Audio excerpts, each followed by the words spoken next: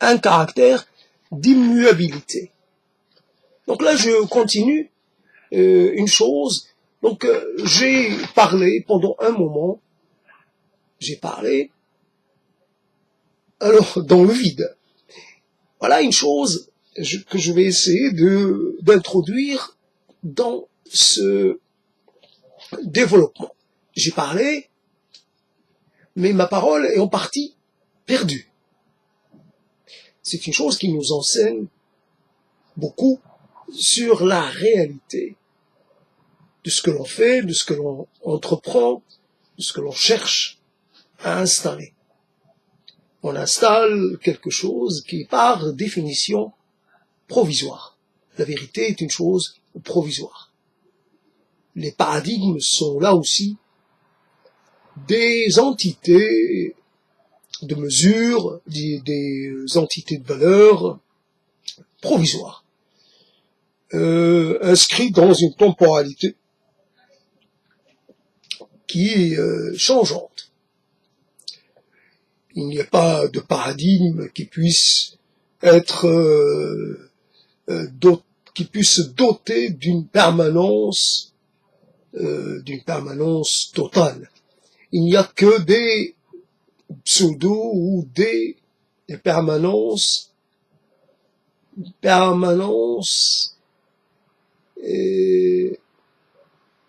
moitié impermanente. Voilà. Toujours, on revient sur ce principe de la permanence dans l'impermanence et vice-versa. Le paradigme lui-même cacherait une sorte d'anti-paradigme, une entité qui lui serait opposée, qui l'invaliderait. Donc on peut commencer à parler d'une chose, ça ne veut pas dire que l'on arrive à la maîtrise de la chose. C'est pas parce que je me lance dans un exercice que je vais être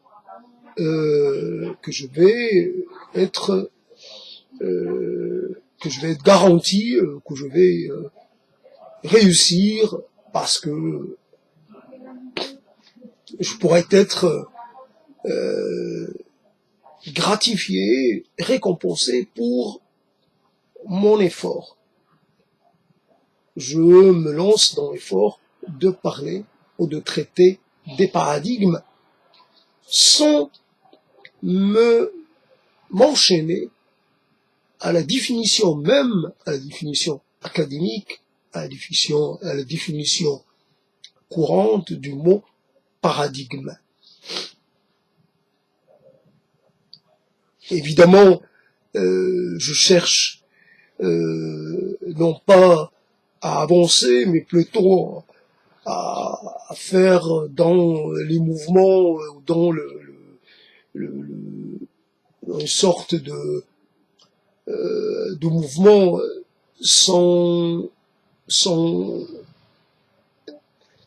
presque sans but. Voilà, un mouvement qui n'a pas de finalité.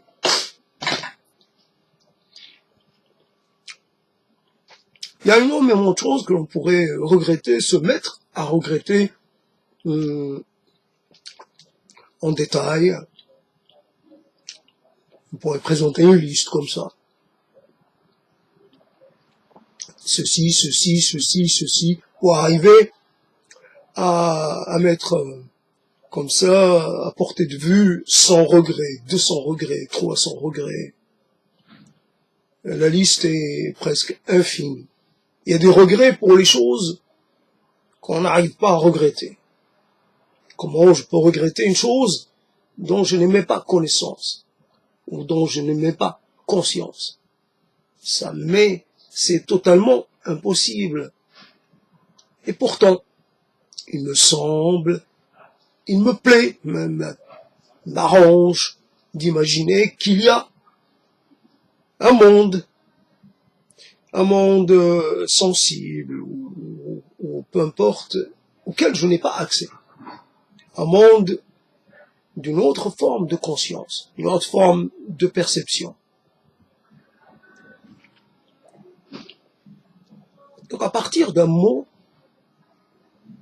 a priori relativement banal, même s'il est réservé à certains locuteurs, pas à tous, évidemment que l'on fait usage du mot paradigme, on se doit de l'accompagner avec d'autres mots, même acabit, même poids. Cela ne peut pas se faire sans... Voilà, on fait une sorte d'étalage.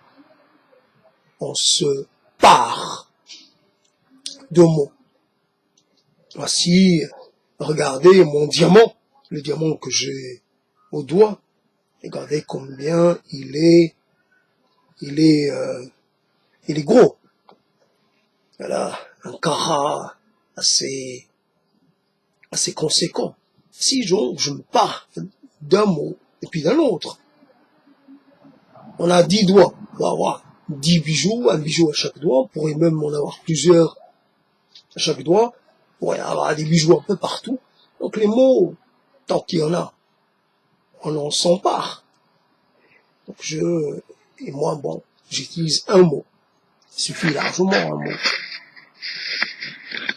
Donc, moi, c'est plus un paradigme et je ne vais pas plus loin. J'ai pas besoin de plus. Pour installer une ambiance, une atmosphère. Donc, il y a toujours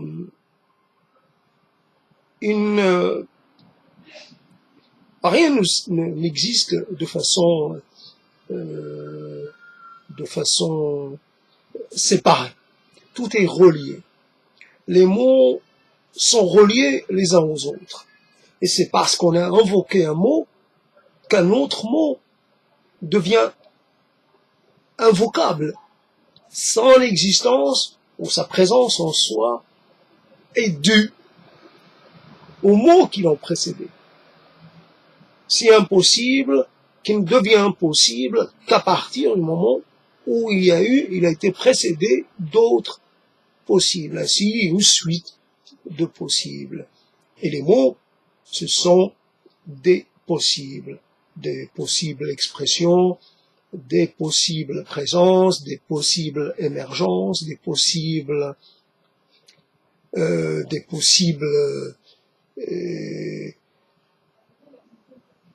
donc les paradigmes.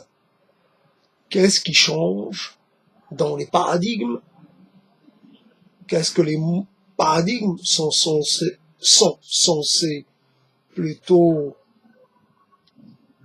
garantir contre le changement, contre les variations, contre la muabilité.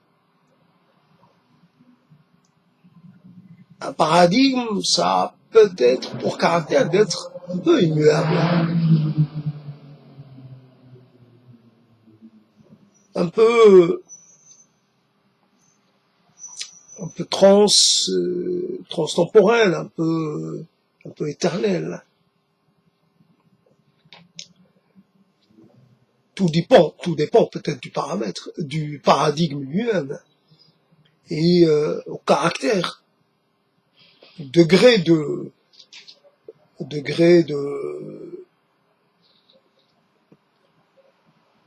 trans-temporalité qu'on lui confère, degré d'absoluté qu'on lui confère. Après, on peut installer, dans les paradigmes, on peut décider d'installer des paradigmes de premier plan, premier niveau, puis des paradigmes de niveau 2, et ainsi de suite. Donc là, il y a des paradigmes fonctionnels, et des paradigmes non fonctionnels, plus existants pour le fait même d'exister, en tant que possible, en tant que potentiel, il reste là, potentiellement disponible et potentiellement utilisable, enfin, potentiellement effectif, mais bon, comme il peut y avoir des réalités plus réelles que d'autres, plus prégnantes que d'autres, plus affirmées, plus incarnées que d'autres.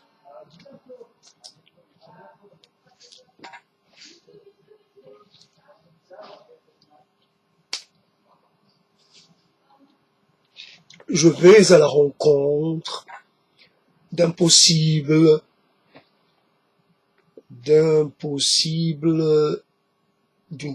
convergence. Bon, une phrase que je dis, que je pourrais intégrer dans un exercice de collage de mots, mais là je l'ai dit sans savoir exactement comment, dans quel contexte je pourrais la placer. Une phrase que je viens d'oublier, de toute façon, c'est normal, une phrase qui n'a pas, a priori, n'a pas d'utilité, qui n'a pas sa place. Pourtant, c'est une phrase. Donc elle ressemble à d'autres phrases. Par le fait qu'elle vient de la même bouche, qu'elle a été émise presque au même moment. Oui, il y a une proximité, une parenté même, c'est indéniable, on ne peut pas le contester. Une parenté peut-être difficile finalement à démontrer comme ça de façon directe, mais il y a une parenté. Il faut essayer d'aller chercher ces éléments de proximité.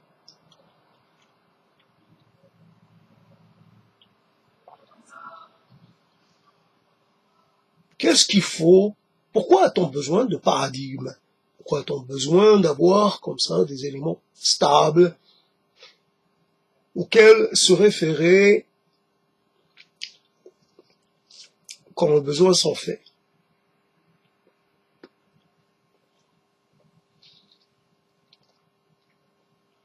Quand on touche, quand on met les paradigmes, quand on les conteste, quand on commence à ne plus les prendre pour on commence à ne plus leur conférer le caractère qu'on leur conférait, qu'elles perdent un peu de leur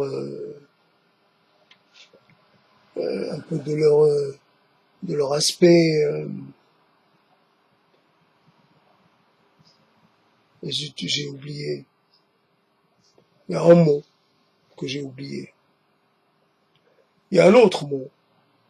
Il y a d'autres mots que j'ai oubliés. Il y a peut-être une idée qu'on oublie, une perception, une approche. Il y a toujours une lutte entre ce que l'on va faire surgir et ce que l'on va être empêché de faire surgir. Parce que, évidemment, quand on emprunte une route, on ne peut pas dans le même mouvement en emprunter une deuxième. C'est matériellement impossible. Et les mots, quand on choisit d'emprunter ou d'utiliser certains mots, on ne peut pas se retrouver à en utiliser d'autres. C'est impossible. L'usage d'un mot vous impose celui qui le suit. Vous enferme dans une sorte de linéarité qu'on essaie, tant bien que mal, de briser, de rompre, mais on n'y arrive pas, souvent. Alors c'est souvent les choses qu'on fait, c'est On les fait tout en sachant que cela n'aboutira pas sur un résultat crédible. Bon, après tout, la crédibilité, l'incrédibilité, le degré de véracité, c'est pas tellement important. La preuve, c'est que la crédibilité est fonction d'éléments très, là aussi, qui peuvent se recomposer, voilà, des choses qui peuvent se décomposer pour se recomposer. Donc la vérité, la crédibilité, la foi que l'on a dans les choses est une foi qui admet une sorte de changement, un changement profond et une sorte d'infidélité. Alors, l'infidélité au paradigme. Alors, je continue de voir les paradigmes quelquefois comme des structures, comme des lois, comme des fondations. Est-ce que je me trompe? Et j'aimerais me tromper. Justement, c'est ça l'intérêt. Est-ce que je suis dans le vrai? Dans le vrai, malgré moi, contre. C'est ça l'intérêt de la chose, c'est qu'on souhaite être dans l'erreur. Parce qu'il y a un plaisir, parce qu'il y a un son, parce qu'il y a quelque chose d'inédit dans l'erreur. On peut faire la même erreur pendant longtemps, mais ça, j'en parle pas assez. Mais quand on fait une erreur inédite, quand on se met à toucher quelque chose d'une façon pas du tout normale, quand on fait dans l'anormal, quand on fait dans l'à peu près, quand on fait dans le très très très très incertain, la chose qui ça nous fait un peu bizarre, comme un goût un peu bizarre qu'on pourrait avoir sur la langue. Tiens, ce goût désagréable est un peu désagréable, mais pas tant que ça. Parce que il est assez peu, enfin, je le connaissais pas. Je connaissais pas ce goût. Donc, malgré le côté malgré le désagrément, ben, j'accepte. Donc, malgré le désagrément de l'erreur que je suis en train de commettre, mais je vais au-delà de ce petit gêne et je fais face à cette expérience nouvelle, à cette sensation nouvelle.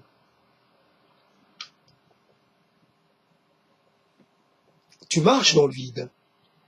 Évidemment, tu chutes. Tu chutes d'une façon, je sais pas, peut-être ta chute finira par être fatale, mais tu chutes. Alors t'as peur pour toi-même. T'as peur pour ton intégrité, t'as peur pour des tas de choses, t'as peur comme t'as jamais eu peur. T'as peur d'une façon inédite, et c'est intéressant. Alors, là où il n'y a pas de leçon, a priori, là où il n'y a pas la présomption d'une, là où il n'y a pas la possibilité, l'hypothèse d'une leçon. Pourtant, il y en a une. Comment faire d'une non-leçon une leçon? Comment faire d'une erreur une sorte de, j'allais dire, comment retourner une erreur et en faire comme une sorte de corne d'abondance, une sorte de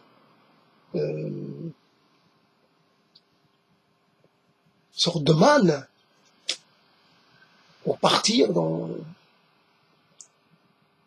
un peu dans une sorte de se retrouver devant une abondance. dans quelque chose d'inaccoutumé, une abondance de choses peu familières. C'est ça, le corne d'abondance, et qui donne accès à des choses totalement nouvelles, totalement inédites. Ouais, voilà. Pas n'importe quel corne d'abondance, pas n'importe quelle erreur, une erreur féconde, une erreur créatrice. Donc paradigme, tu me dis paradigme, je dis quoi moi? Je dis doute, j'ai des doutes, j'ai beaucoup de doutes, j'arrête pas de douter. Je doute même quand cela n'est pas nécessaire. Je doute, en fait, je doute pas vraiment, j'ai douté. Aujourd'hui, je fais pas l'effort de douter. Je me suis installé dans quelque chose qui n'est ni du monde du doute, du monde incertain, ni du monde certain. Je suis dans un doute presque sans conséquence, sans, je vois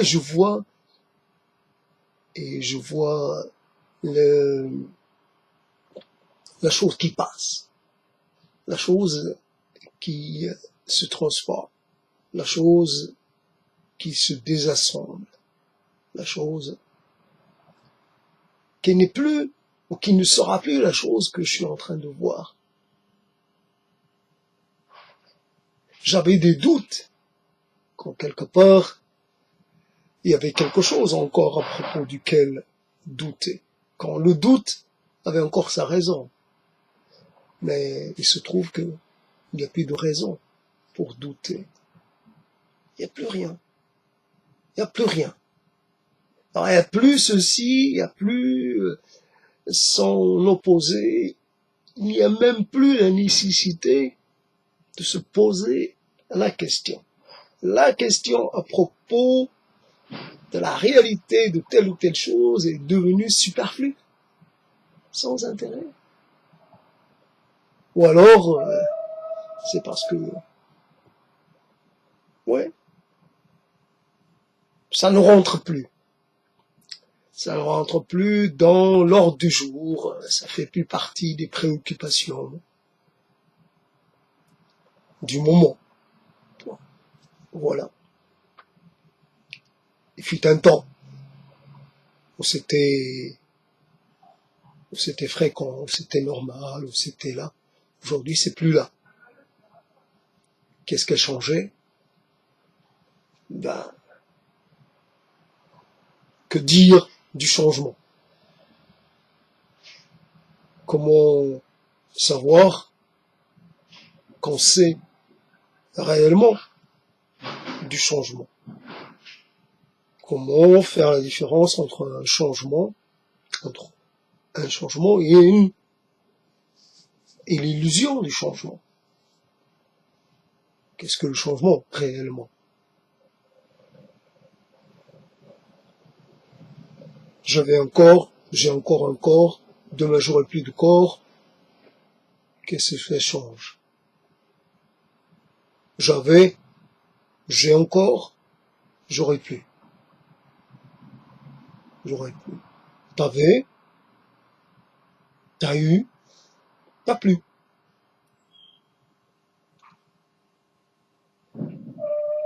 Est-ce qu'il y a moyen de dire quelque chose de plus? T'étais là, t'es plus là. T'es plus là pour de bon, définitivement. T'es là sans être là. T'es là encore comme une sorte de rémanence, une sorte d'ombre. Mais t'es plus là en totalité.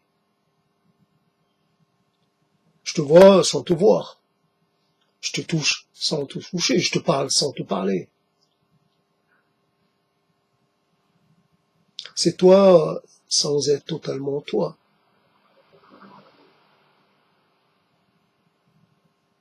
Oui, paradigme. Paradigme. Dites-le avec des mots, dites-le avec des mots simples, dites-le avec des mots très compliqués, dites-le comme vous voulez. Dites paradigme. Et allez-y, allez-y. Allez à la découverte, promenez-vous à l'intérieur, je ne sais pas, de cette structure, de ce mot, de qu'est-ce qu'il porte en lui.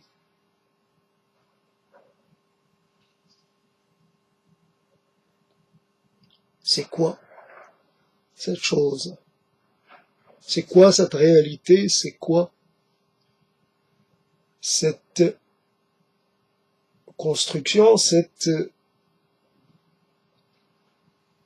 élément ou cette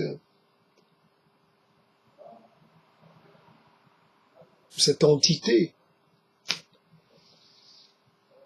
Comment elle interagit avec son environnement? De quoi se nourrit-elle? Est-elle une entité solitaire ou plutôt l'inverse? Est-elle soumise aux lois ordinaires? Ou est-ce qu'elle est en dehors des lois de l'espace et du temps? Est-ce qu'elle est presque une sorte de réalité au-delà de la réalité d'un concept, la réalité tangible d'une affirmation, d'une approche, voire d'une sorte de certitude, voire d'une vérité, voire d'une immanence, voire d'un point limite, d'une ultimité. Tu énonces des choses, des paradigmes. Tu les mets bien en vue. Tu demandes à son approche, à ce qu'on les regarde bien, à ce qu'on les fixe, à ce qu'on s'en pénètre. Vous êtes en présence de quelque chose d'important, en présence de paradigme. Soyez à la hauteur. Vous devez être conscient de la gravité du sérieux de la chose, de l'importance du moment. Comme on pourrait être en présence d'une augustesse, une augustesse absolue. On est là aussi en présence de quelque chose qui pourrait avoir un caractère d'absolu. Il n'y a rien après les paradigmes. Il n'y a rien avant, il n'y a rien après. Les paradigmes sont éternels, les paradigmes sont là de tout temps. Avant, il serait là bien après. L'univers s'en est inspiré. L'univers leur doit sa personnalité.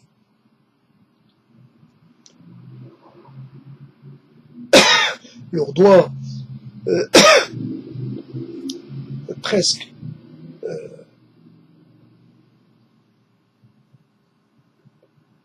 sa façon, son savoir, sa façon de comprendre, sa façon d'interagir, sa façon de se comporter, sa façon d'envisager les si, le maintenant et le plus tard de l'univers, le plus tard, très tard, très tard, très tard et encore très, très, très tard, un très tard qui doit s'arrêter à un moment. Ouais, ça tout finit par arriver à un terme ou à un autre. Paradigme. Paradigme. Para.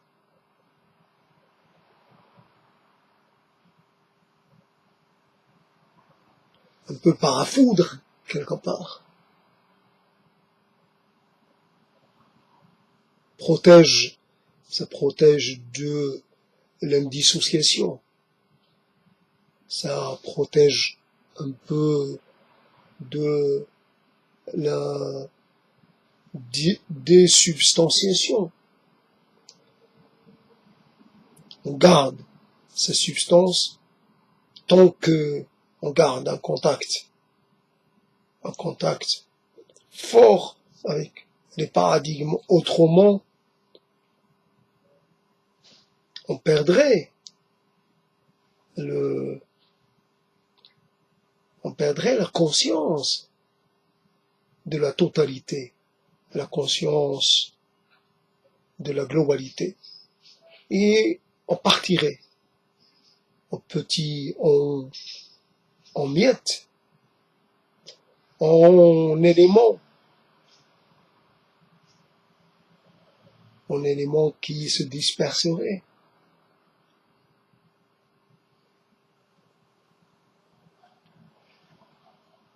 Les paradigmes maintiennent l'unité, maintiennent la cohésion de l'idée, la conscience de soi, la conscience du monde, la conscience de l'avant, la conscience du pendant, la conscience de l'après.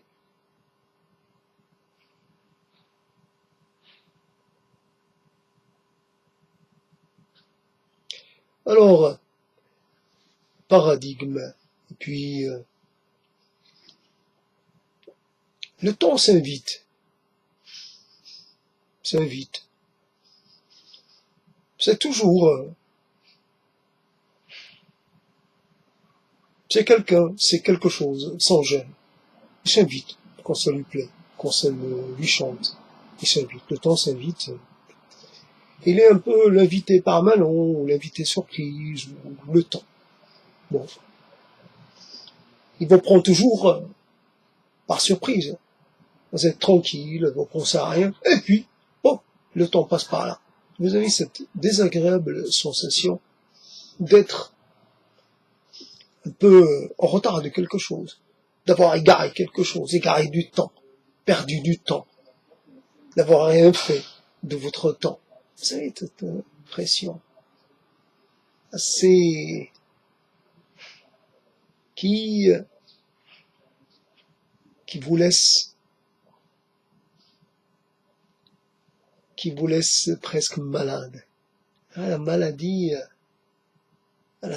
du temps, la maladie où suis-je, où je vais, la question. Je vais quelque part, mais qu'est-ce qui fait que j'y vais? J'y vais,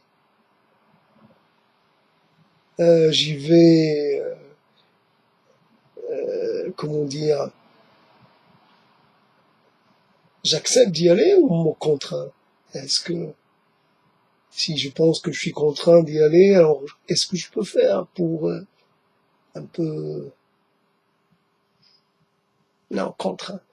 Ouais, c'est la contrainte. C'est le fait d'être poussé, malgré soi. Allez, avance. Avance.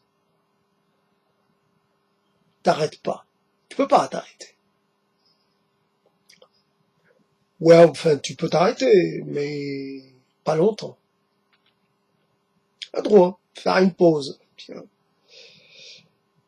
La pause, reprise de souffle. Et puis ça y est, on recommence. La lente marche vers les ténèbres, un peu vers les lieux sombres, les lieux infects, les lieux où s'agglutinent toutes les charognes. Charogne, paradigme égale charogne. Je suis une charogne en puissance. Ah, je dis charogne et pourtant, je sens rien de charognant. Ça sent pas mauvais. C'est une charogne qui sent pas mauvais. C'est pas normal. Charogne, ça doit sentir mauvais. Ça doit sentir vraiment, ouais, ça doit sentir la charogne. Pourtant. Bon, je sais que je suis pas très propre, mais je sens pas la charogne. On peut dire, je sens de la sueur, transpiration, mais pas la charogne. Je sens encore vivant, encore respirant. Mais la charogne, je connais pas. J'en ai pas fait l'expérience. En fait, je connais pas l'odeur de la charogne. Ça doit être. Il y a bien une odeur.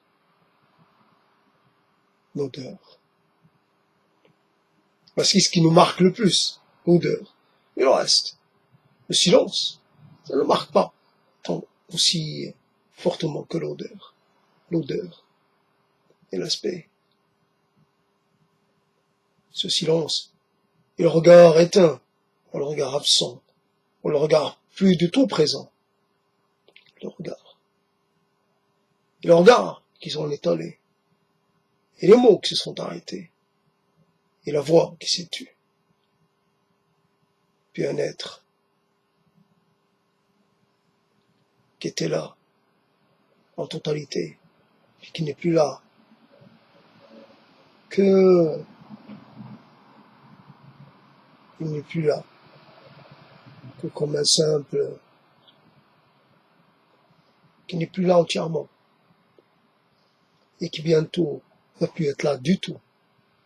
Va être là, mais un peu dans la tête, un peu dans le cœur, si c'est possible. Un peu dans les journées à venir, dans les temps à venir. Au hasard, ouais, c'est le hasard qui va décider. Aujourd'hui, j'ai passé ma journée sans penser à toi. Tiens, c'est dû à quoi? Normalement, je devrais penser à toi en permanence. Mais voilà, j'ai pas pensé à toi. Ça semble un peu comme ça ressemble à une trahison. Pas possible. Comment je fais pour vivre sans toi? Même une journée, même quelques heures. Pourtant, c'est ce que je fais. Je vis sans toi. C'est terrible. C'est terrible. Comment je me suis habitué à ton absence. C'est terrible. Comment je me suis fait une raison. Je me suis fait une raison. Fais une raison. Comment ça se peut? Comment ça se peut? Ça se peut pas. Pourtant c'est vrai. Pourtant. Ce sont les mots qui t'ont ressuscité Ce sont les mots qui t'ont ramené à la vie. Bah, paradigme.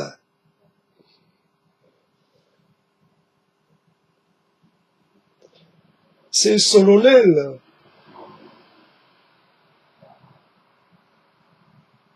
C'est... on invoque là quelque chose de puissant. Quelque chose de très, très impliquant. Ça concerne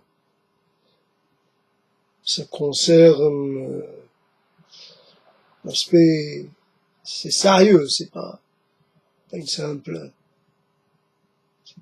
invocation comme on peut en faire comme ça dans une journée. J'invoque les paradigmes. Alors je dois faire attention. Je dois être à la hauteur. Alors je dois être plein de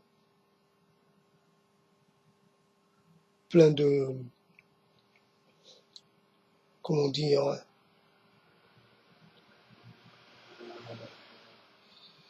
paradigme.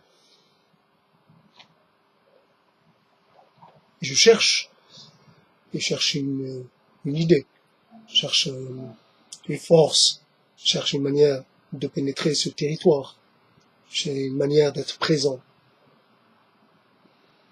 Et ça m'échappe. Et je n'y arrive pas, j'avoue mon impuissance. Mais mon impuissance est une chose, c'est une donnée concrète, c'est une donnée récurrente. Au début, j'ai l'impression de posséder. Et puis, au fur et à mesure, je me dépossède de ce que j'ai pu croire être à moi, de ce que j'ai pu croire être moi. Je deviens un autre. En quelques instants, je suis beaucoup moins sûr de moi. Je suis beaucoup moins à l'aise. J'ai perdu l'aisance que j'avais. J'ai perdu la faconde. J'ai perdu.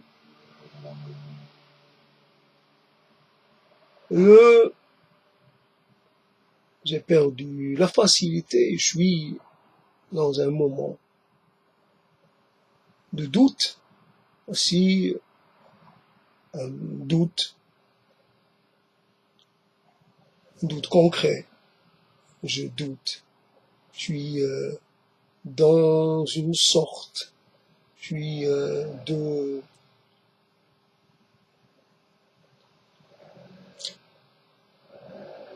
je me demande quand je vais sortir de ce mauvais pas, quand je vais retrouver ce que je pense être mon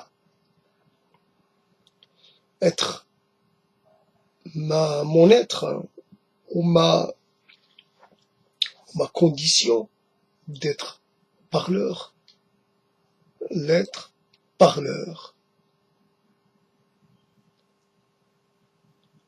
Donc, ce qui était accessible à un moment devient accessible quelque temps après. Ce qui était de l'ordre de perceptible devient beaucoup moins. Changement d'état, changement de structure, renversement de la situation, retournement.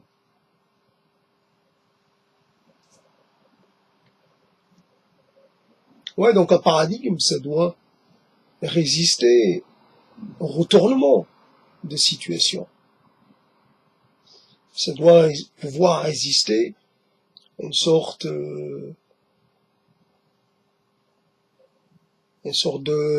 à toutes les contrariétés possibles.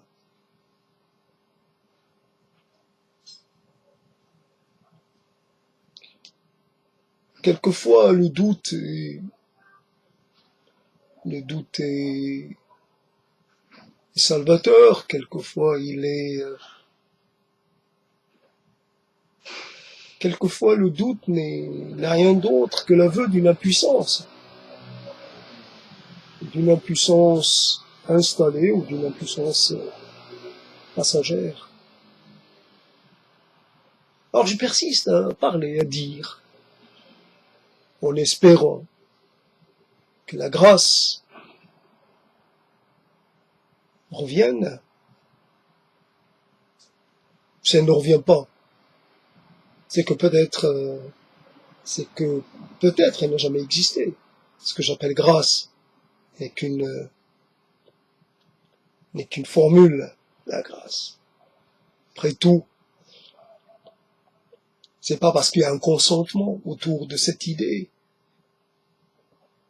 que c'est pas ça qui va faire exister la chose concrètement, la grâce. C'est rien qu'une sorte de, comment on pourrait appeler ça,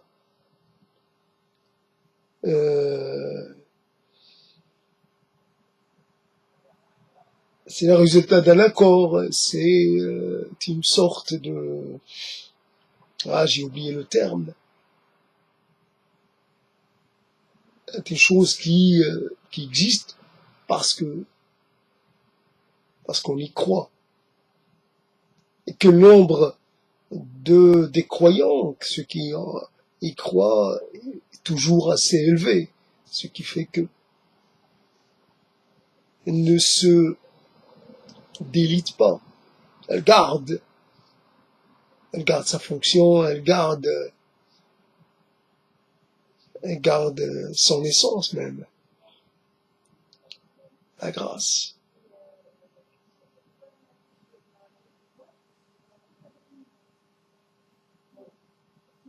Donc on glisse d'une chose qui était censée être détachée de tout contexte, presque une chose qui n'a pas de lien avec une chose qui pourrait être hors, j'ai dit autre. Alors je sais pas comment le dire parce que je suis fatigué et mes idées commencent à se heurter les unes aux autres, à se rentrer dedans. Voilà, une chose que je voulais dire, mais finalement, ça allait. Voilà, les accidents de dénonciation, des accidents de formulation. J'aimerais quand même échapper aux accidents. Bon, il serait temps d'arrêter, mais c'est vrai, l'idée c'était de m'entendre parler après un silence qui a duré un certain temps.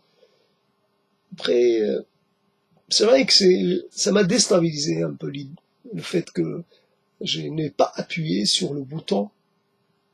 Et oui, au bon moment, que je laissais passer quelques minutes avant de me rendre compte que j'avais omis, puisque, voilà.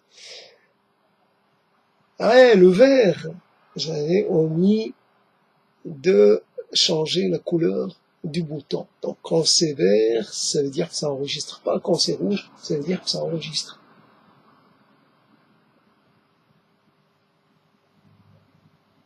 Et c'est vrai que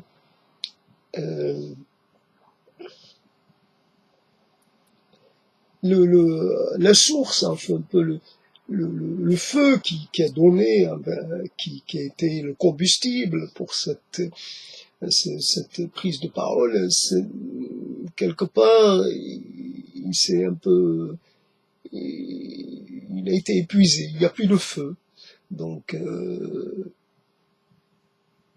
je sais pas, j'ai rien pour réalimenter le feu, et donc, voilà, le feu est en train de mourir, et ma parole, donc, est en train de mourir.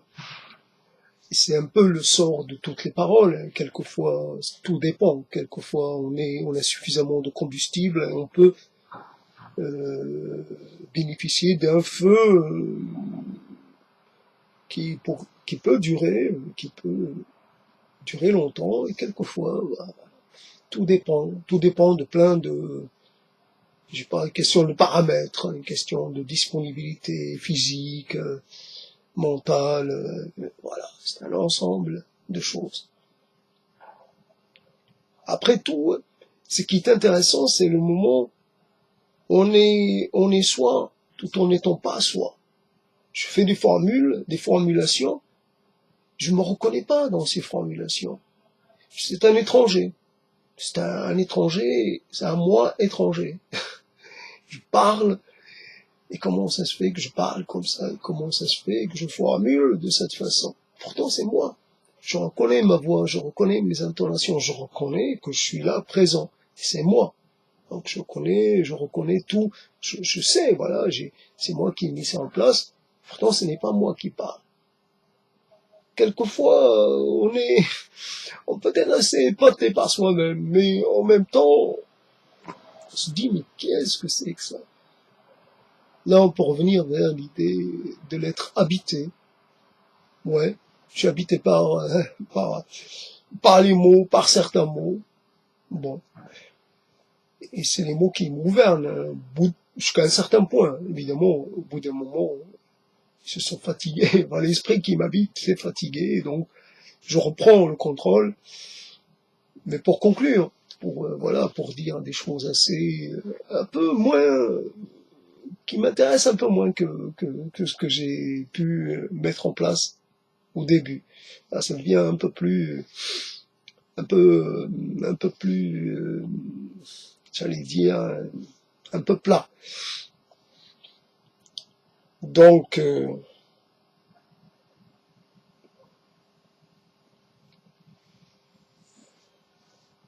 il faut regarder tout en regardant, il faut cesser de regarder, il faut là aussi ne pas croire ce que l'on voit. D'une certaine façon, nier ou refuser ce que l'on voit, ce dont on prend conscience par la vision. Donc, s'interdire de croire ce qui pourrait venir de nos sens, ce qui pourrait venir d'une sorte de cuisine un peu intellectuello, je sais pas quoi. Cette chose que l'on amalgame. Il y a un mot que l'on met à côté d'un autre. C'est vrai que c'est une sorte de... C'est coloré, c'est très varié. Mais est-ce que c'est pas trop varié? Est-ce que ça va pas donner un résultat un résultat totalement improbable? Voilà, donc en même temps, énoncer des choses, voilà, vouloir parler des paradigmes, et en même temps contester la légitimité même du mot paradigme, et il dit même l'idée même que cela puisse exister, ou que cela puisse convenir à certaines personnes ou à soi à un moment ou à un autre. Comment peut-on se satisfaire d'une chose qui n'est absolument pas satisfaisante? Comment peut-on croire dans une chose qui n'a pas un caractère, qui n'a rien d'immanent, qui n'a rien une chose qui est une chose, qui n'a rien d'autre qu'une chose, qui est une sorte d'approximation. Voilà. Ça se veut une vérité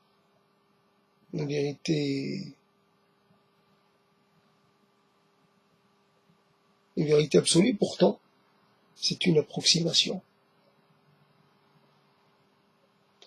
Tout en, évidemment, en N'oublions pas que l'approximation est une chose qui nous aide plus à nous rapprocher de la chose. Je suis dans l'approximation, pas dans la proximité, pas totalement. J'aimerais être plus dans la proximité que dans l'approximation. C'est-à-dire l'objet que je quête, l'objet que j'essaie d'atteindre, est un peu difficile, difficile à atteindre. Alors, difficile à voir dans son entièreté, difficile à percevoir, difficile à circonscrire, difficile à définir, mais à force d'approximation, j'espère arriver à une sorte de proximité. Alors, une proximité proche, proximité proximale, ou une proximité un peu éloignée, peu importe. D'abord, je deviendrai un peu familier de l'objet, malgré tout. Mais, voilà. Donc, le caractère indéfinissable de l'objet sera toujours là. Donc, la chose est comment définir le réel. On peut pas le définir avec des mots, avec des concepts, avec des paradigmes. Le réel est le réel. Le réel est l'irréel ou l'irréel, ou la chose qui est là tout en n'étant pas là, qui est le résultat d'une sorte de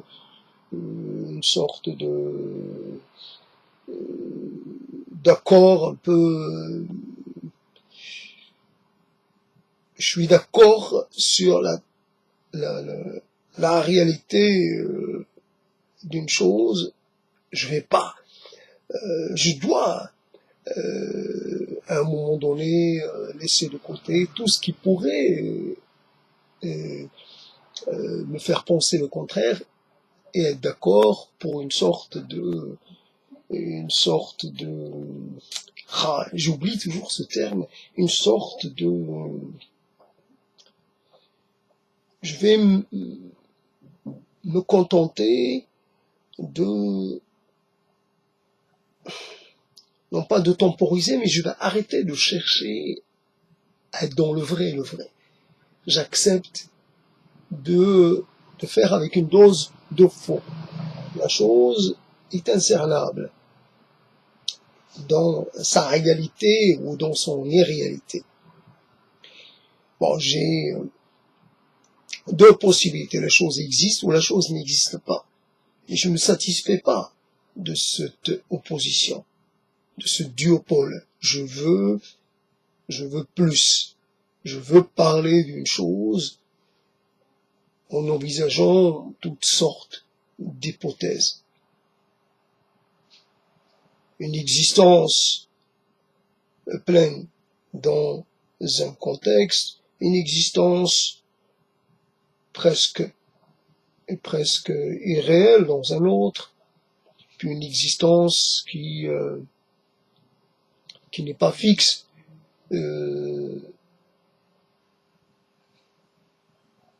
Et comme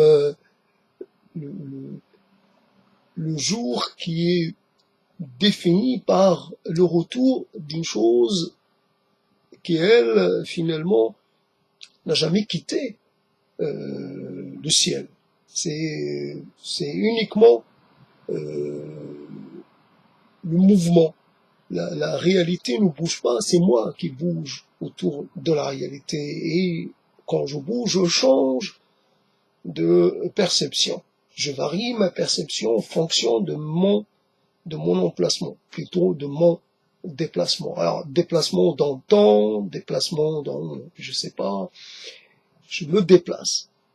Et j'essaie finalement peut-être d'être un peu maître de mon déplacement.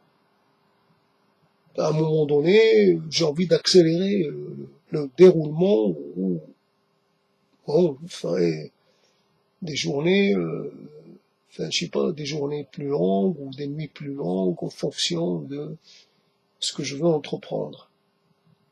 Donc voilà, c'est la chose est un peu comme ça. Donc ça m'arrange que le réel, il soit réel dans cette perception que j'en ai, perception commune que je partage avec tout le monde, cette perception dans laquelle je me retrouve, qui m'arrange la plupart du temps. Je vais pas chercher une autre perception, je sais pas ce que ça va me coûter, voilà. Je suis peut-être pas capable je suis pas capable d'assumer le changement de perception. Voilà. Donc je suis plus outillé, je suis plus conditionné, je suis plus fait pour cette perception. Voilà, je dis d'une chose qu'elle est comme ça. Bon, elle est comme ça, elle le reste. Si elle le reste le temps, comment dire, le temps de ma vie, c'est déjà très bien. Que ça change après ma mort, c'est pas important. Quelque part, cette chose-là, je l'ai en face de moi depuis un temps très long. Normalement, ça doit finir par acquérir un degré de réalité encore plus vrai, encore plus assuré. C'est vrai, je l'ai, et c'est moi qui l'ai mise dans une position. Je l'ai posée, c'est moi, je m'en souviens. Elle n'a jamais bougé depuis plus de 10 ans, plus de 20 ans. Si je m'approche d'elle, que je la touche, j'aurai toujours la même perception qu'il y a 20 ans ou plus. Si je tape dedans, j'entendrai la même chose, toujours le même. Donc, c'est qu'une réalité, j'allais dire, une réalité qui persiste dans le temps. C'est vrai qu'en fonction, évidemment, comme moi je serai plus là, cette chose va changer de place, va changer de fonction peut-être, va subir une transformation. Mais moi, tant que je suis là, je la maintiens dans une réalité. Mais est-ce qu'elle pourrait pas elle-même se maintenir dans cette réalité? D'abord, il faudrait qu'elle soit capable de choisir la réalité qui lui conviendrait. Est-ce que la réalité dans laquelle moi je l'ai placée, est-ce que ça lui convient? Je peux pas le savoir.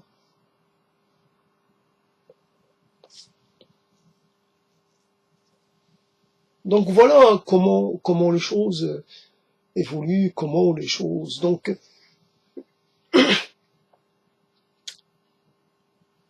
oui, il y a un compromis. Je sais pas, j'ai trouvé le mot, un compromis, une sorte. C'est pas exactement le mot que je recherche, mais je m'en approche. Le mot de compromis, une sorte de, une sorte,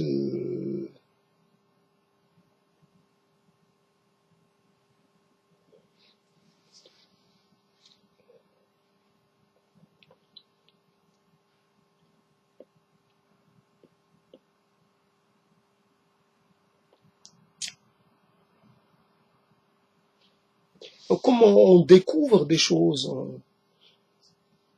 en faisant un peu, bouger les mots, en faisant un peu sonner les mots, on découvre des choses. On aimerait pouvoir, comme ça, avoir un rapport à la réalité ou à l'extériorité, un rapport comme ça aussi, si je me lance dans une énonciation inédite, si je commence à appeler les choses par d'autres noms, est-ce que ça va me permettre d'avoir un nouveau rapport à ces choses? C'est changer le nom d'une chose. Est-ce que ça change la fonction, l'essence même de la chose. Mais peut-être pas. Mais déjà, j'aurais introduit un élément de variabilité, une sorte, ça m'intéresse, la variabilité m'intéresse, le changement m'intéresse. C'est un changement de façade, c'est un changement sans conséquence, ou sans grande conséquence, mais c'est un changement tout de même. Alors on se lancerait dans une sorte de concours, celui qui énoncerait, qui donnerait, je sais pas, qui énoncerait le mieux, qui énoncerait le plus originalement possible, celui qui changerait le nom d'une chose de façon totalement presque, qui trouverait un son qu'on n'aurait jamais associé à cette chose. Hein, quelque part, les mots ou les sons ne semblent pas convenir à certaines choses. Pourtant, on fait avec. Voilà, il y a une sorte de, je trouve toujours pas le mot, la journée, c'est une sorte d'accord. Voilà. Bon. Pourtant, on pourrait. C'est vrai qu'il y a des choses qui bougent un peu, mais le mouvement n'est pas toujours très important. On aimerait introduire un élément de précipiter un peu, accélérer un peu le changement. Donc voilà les paradigmes. Et on regarde, et on regarde soi-même sans le regarder. Je suis moi sans être moi, et quand je me regarde, je sais pas ce que je perçois. Concrètement. Franchement.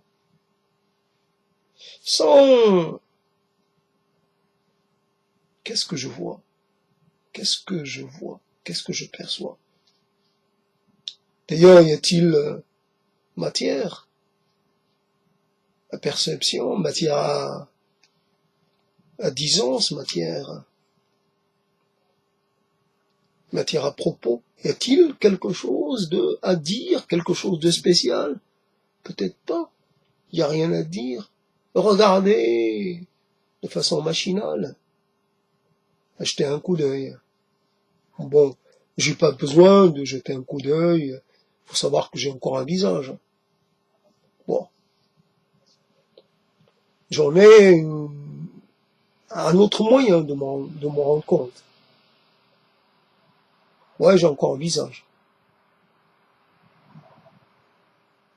Alors le visage change, mais est-ce que moi, je change mon regard sur ce visage qui change?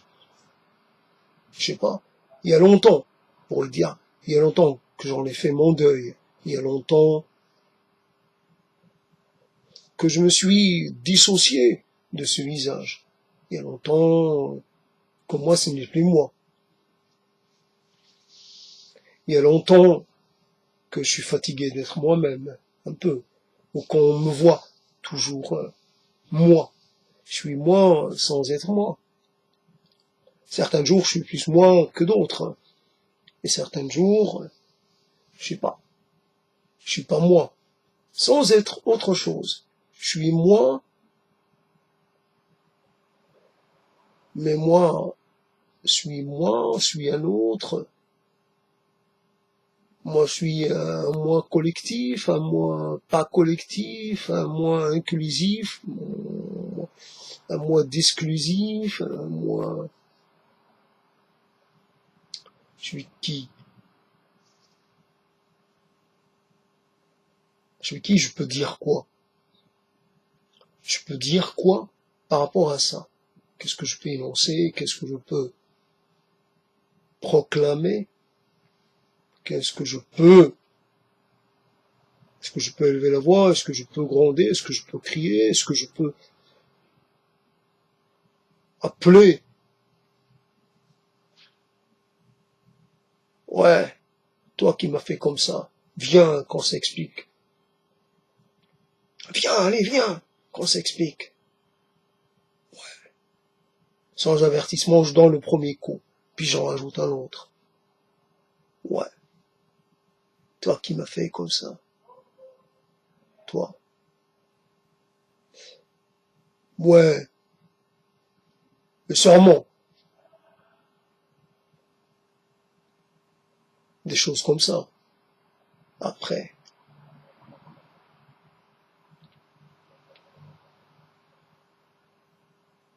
Simplement,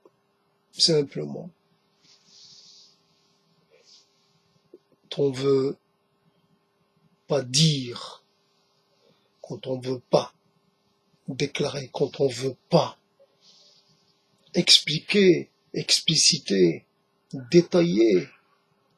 On prend la voie, on prend un peu la voie de la globalité, tout simplement. Tout simplement, qu'est-ce qui est simple dans cette histoire? Qu'est-ce qui est simple? Qu'est-ce qui est complexe? Qu'est-ce qui n'est pas simple? Qu'est-ce qui est presque simple? Qu'est-ce qui est très simple? Qu'est-ce qui n'est pas simple du tout? C'est pas parce que je dis que les choses sont simples qu'elles le sont en réalité et que j'en ai fini avec. Je peux déclarer une chose simple et pourtant, cette simplicité même me, me cause des tracas, m'oppresse. Cette simplicité même me dépasse, me pose problème, me questionne, me désarçonne, m'inquiète, m'indispose, m'interpelle, m'alerte. Ouais.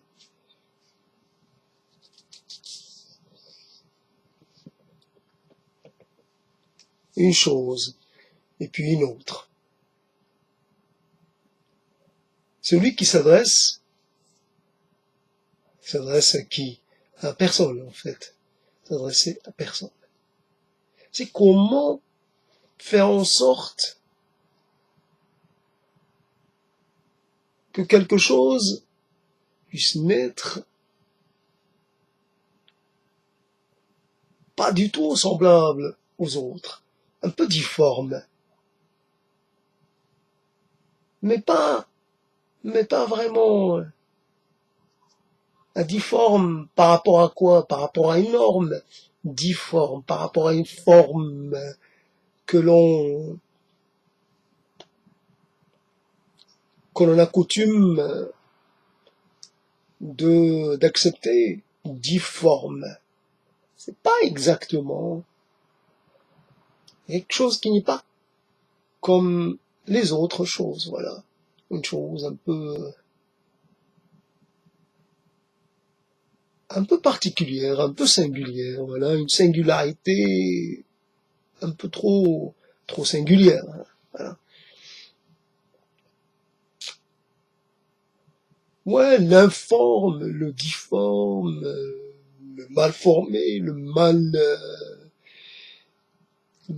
conçu même, le mal dit, le mal amené, le mal nommé, le mal, le mal, le mal esquissé, le mal tourné, le mal fonctionnalisé, le mal,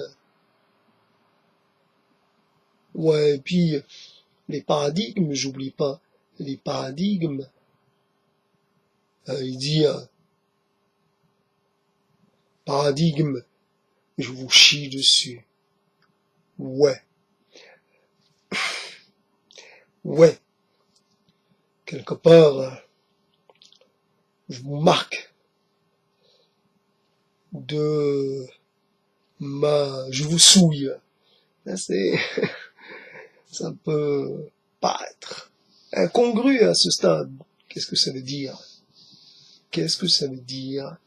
Est-ce qu'il y a quelque chose qui ne veut rien dire?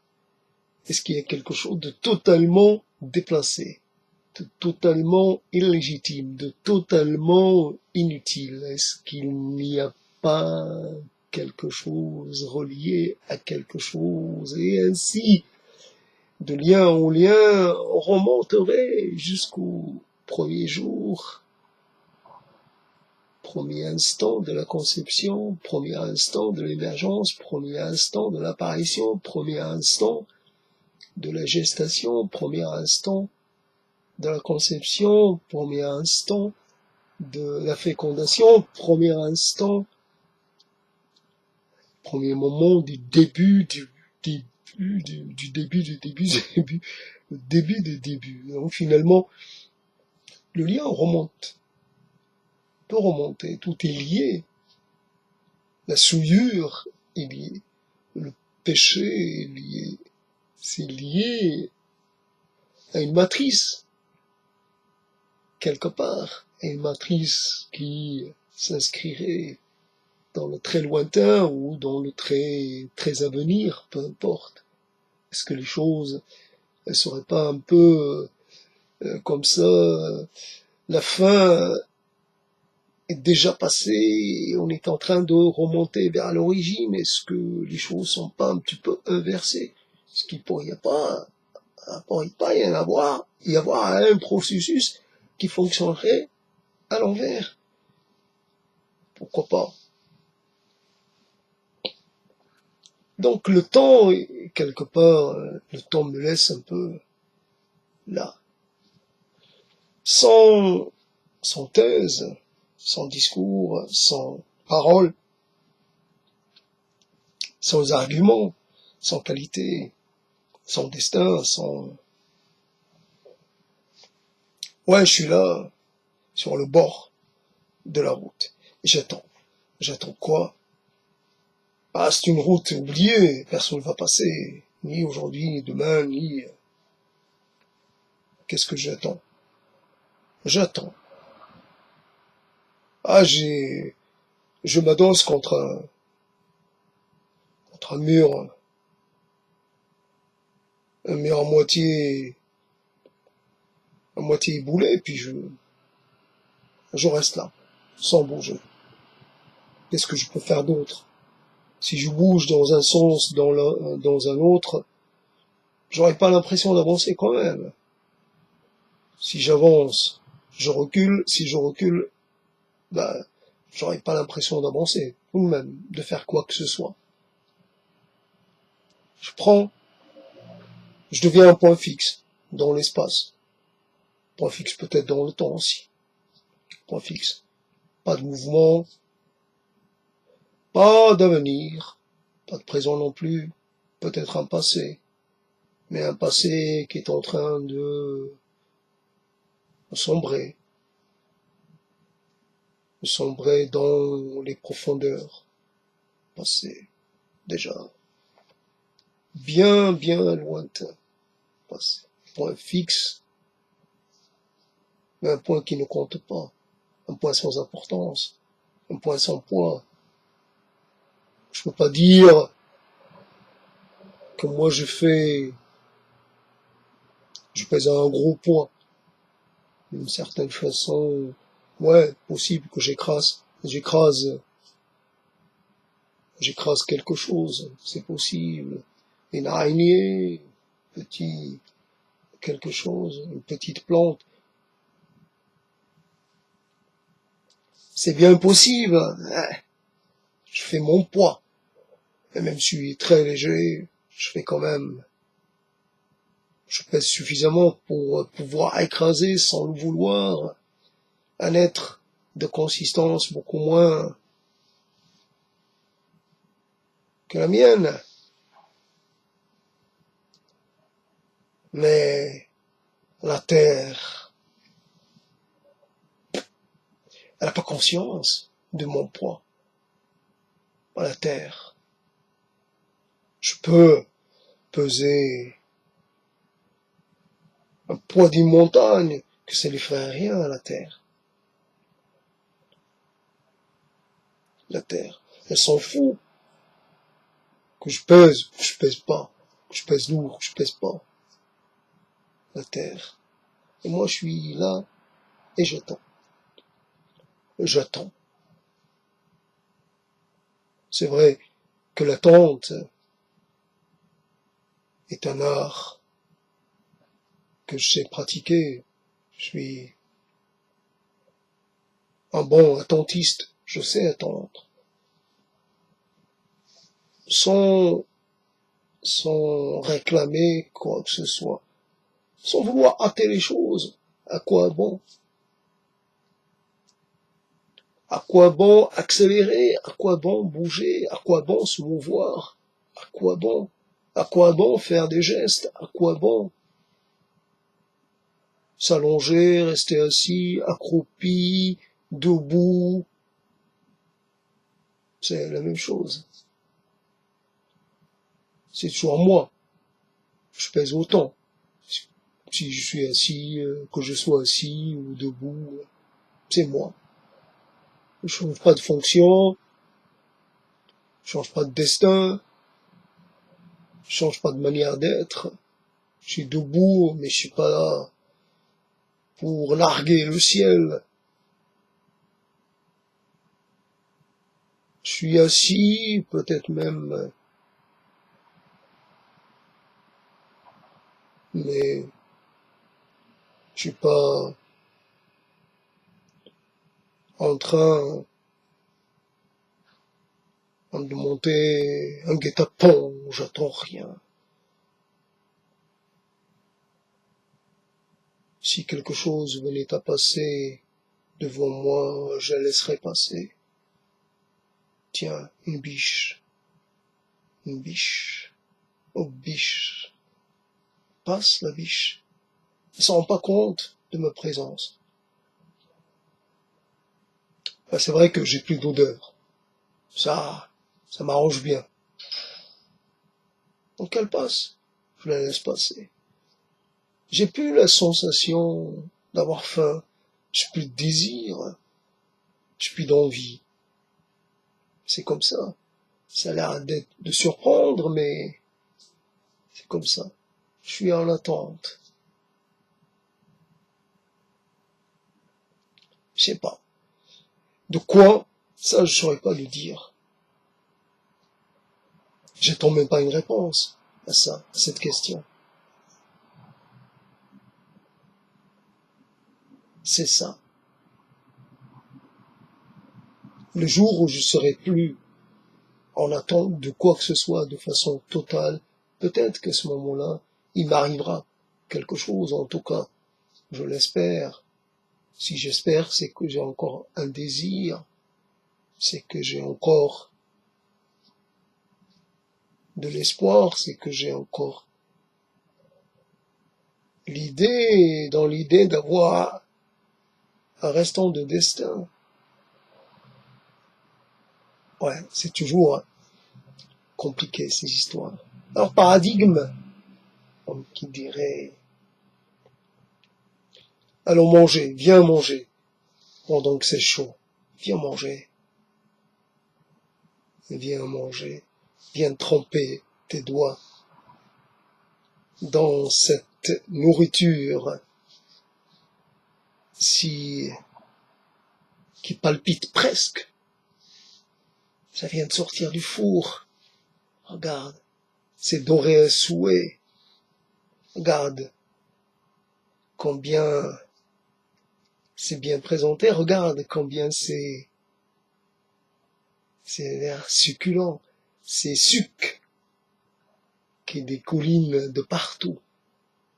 Cette viande est une nourriture des dieux. C'est une nourriture. Regarde. Approche bien. Et mets tes doigts. Découpe un morceau de viande. Et mets-le à ta bouche. Et ne dis rien. Laisse-toi envahir par la volupté de cette substance. Ouais, voilà. Comme un tableau dans un lieu où seraient entassés toutes sortes de tableaux. Qu'un tableau ne ressemblerait à un autre. Si on passe d'une ambiance à une autre, on passe d'une énonciation à Marie, à peut-être à une sorte de nature morte, peut-être une scène champêtre, ou peut-être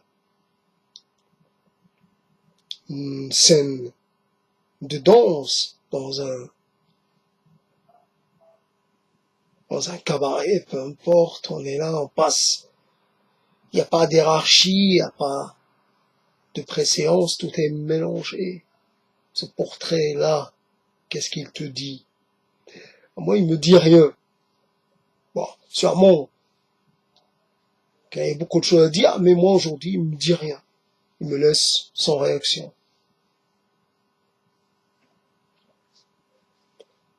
Je suis désolé de pas avoir de la considération pour un portrait, de pas me sentir comme pénétré par l'aura dégagée par que pourrait dégager ce portrait. Moi, il n'y a pas d'aura, pas de puissance, même pas la puissance créatrice. Je ressens rien, je ne parle pas. Il y a des choses qui ne parlent pas ou qui cessent de nous parler. Il y a des choses qui font que passer. On les regarde sans les regarder, ils passent devant nous. Ainsi, allez, change-moi le menu. Allez, j'ai goûté, ça me plaît pas. Allez, autre chose. Une autre cuisine. Tiens, fais-moi voyager. Ah, la cuisine coréenne, tiens, amène-moi ce que les Coréens font de mieux. Ouais. Bon, et prévois. Si jamais ça me plaît pas, prévois autre chose quand même. Hein. Bon. Donc les paradigmes, un peu les choses que l'on met, un peu les icônes quelque part d'une certaine façon, qu'on placerait un peu partout, presque pour se protéger de la tentation du malin, quelque part. Le monde a besoin d'ordre.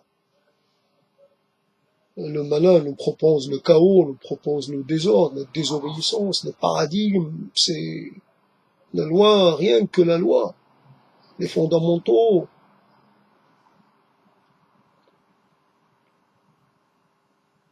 Rien ne peut fonctionner sans ordre, sans paradigme, sans structure, sans référence pérenne.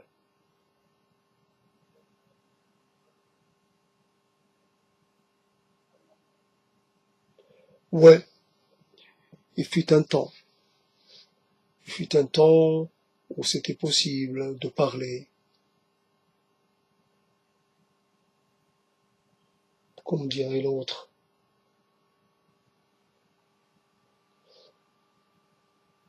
Parler un peu, mais parler sur tous les modes. Pas de problème avec le passé, pas de problème avec le présent. Charmant, pas de problème avec l'avenir. J'ai pas de problème avec le temps.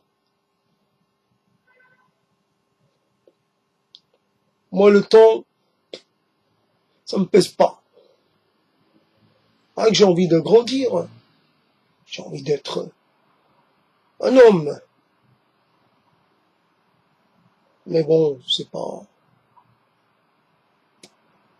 J'ai pas peur. J'ai pas peur du temps. Moi, je suis prêt à lui faire face. Le temps. Moi, j'en joue. Moi, j'en jouis. Moi, je m'en amuse. Moi, je m'en délecte. Changement de scène, 10 ans, 20 ans, 30 ans, 40 ans après. Plus le même discours, plus le même rapport. Il y a de la retenue. Il y a beaucoup de retenue. Tant pardonne-moi d'avoir été si présomptueux, de t'avoir manqué de respect. J'ai cru en mon étoile. En fait, j'avais pas d'étoile, j'ai cru que j'en avais. Bon, ou alors, une étoile pas très normale. Une étoile un peu accidentée, un peu... Ouais, ça m'a pas mené plus loin. Ça m'a pas mené très loin. Bah, tu vois. J'ai cru avoir un peu avancé. Bah, finalement, je me retrouve à devoir reconnaître que non, je suis pas avancé. Je fais de surplace. Beaucoup de surplace. Et à force, je me suis un peu fixé à la Terre. Je me suis fixé un peu au temps. Je bouge plus. Le temps bouge et moi je bouge plus. Le temps autour de moi fait, fait les choses. J'ai plus la faculté de me déplacer dans le temps. J'ai plus la faculté de me saisir, de chevaucher le temps. Voilà. Je suis un peu paradigme. Telle est la loi. Telle est...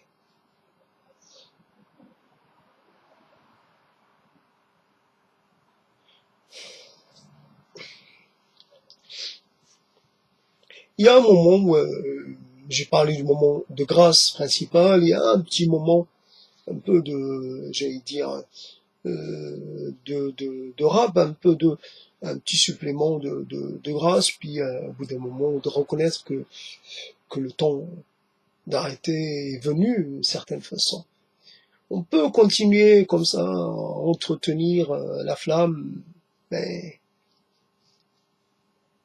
il va falloir un peu quitter ces lieux et rallumer un autre feu ailleurs. Donc il faut attendre, et il faut espérer trouver du combustible un peu plus un peu plus dense, quelque chose à soumettre sous la langue ou sur la langue. Qu'il y a moyen de continuer un peu sur la lancée, mais la fatigue est là. Alors, voilà, fatigué, voilà, il faut s'arrêter.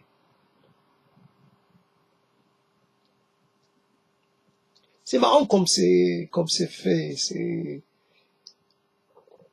marrant comme c'est fait. Ça interpelle, mais j'ai plus la force de m'interpeller, j'ai plus la force. C'est ça le truc. C'est épuisant, ces choses-là. C'est pas, parler, c'est pas simplement être là à expulser des sons, articulés. C'est plus, c'est s'engager un peu avec son corps, avec son énergie. Il y a de l'énergie qui est dépensée.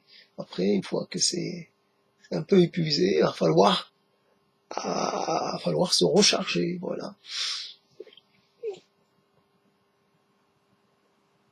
Mais c'est un peu les mêmes, quelque part, d'une certaine façon, c'est un peu les mêmes thèmes repris et repris de façon peut-être un peu différente. C'est les mêmes temps, les mêmes choses. Alors, le temps, soit dans le temps, soit devant la réalité,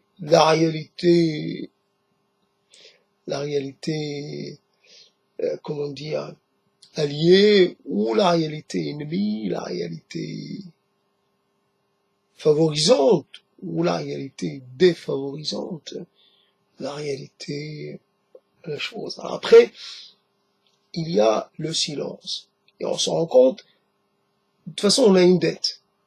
Une dette, quelque part, quelque chose qu'il faut rembourser. On entend beaucoup de gens parler. D'une certaine façon, on s'en inspire, je sais pas comment le dire, on s'approprie des mots qui viennent d'ailleurs, et la dette, c'est de reconnaître ses emprunts, de dire que, alors c'est parler, c'est utiliser les mots des autres, mais est-ce légitime ou pas, j'en sais rien. Mais comment reconnaître un peu la paternité de ce qu'on dit, et comment rattacher cette paternité à quelqu'un d'autre, au vrai géniteur ou génitrice, quelque part. Comment dire que ce mot-là, je n'en suis pas le paternel, je ne fais que le, je ne fais que l'emprunter, je suis un passeur, rien de plus. Donc le rôle du passeur, est-ce qu'on s'en acquitte bien ou pas, c'est une question qui n'aura pas de réponse en cet instant. Voilà, je vous souhaite de ne pas de vous laisser un petit peu emporter par les mots, peu importe où cela vous mènera, c'est jamais très dangereux, hein, les mots, c'est... Il y a le monde avec les mots, et puis il y a le monde sans les mots, c'est pas... Quelquefois, ce sont des mondes qui ne se télescopent pas, donc il n'y a pas de risque. Parce que vous allez dire une chose, que cette chose va vous affecter au plus profond. D'ailleurs, ce que vous dites n'est qu'une traduction de certaines choses ressenties au plus profond, mais qu'on a du mal à transcrire, a du mal à visualiser. Donc on essaie de leur donner une sorte de corps, de corporéité avec les mots. Donc ça marche pas, en tout cas on essaie, qui n'essaie pas n'a rien, en tout cas, même si finalement l'essai est relativement, quelquefois, est relativement un peu bancal, un peu mal abouti, mais c'est mieux que rien, quelque part. Donc les mots pour lutter contre une sorte de fantomité, une sorte d'invisibilité à soi-même, avant que ce soit une invisibilité aux autres. D'abord, exister pour soi-même, dans le fait de dénoncer, énoncer. J'énonce une chose, donc je suis un peu, pendant l'instant, la durée de l'énonciation, je suis dans un monde qui n'est pas le monde habituel, qui n'est pas mon monde habituel. Donc je voyage, je visite, je séjourne ailleurs que dans mon monde ordinaire. Fait de silence, fait de certaines absences même. Le pire, donc voilà, l'absence à soi, l'absence au monde, l'absence à la parole, l'absence à la perception, l'absence à l'effort. Voilà, donc j'ai parlé. Je sais pas ce que ça a donné, donc il y a eu cette erreur de départ. Donc le texte est un peu tronqué, mais c'est pas un problème.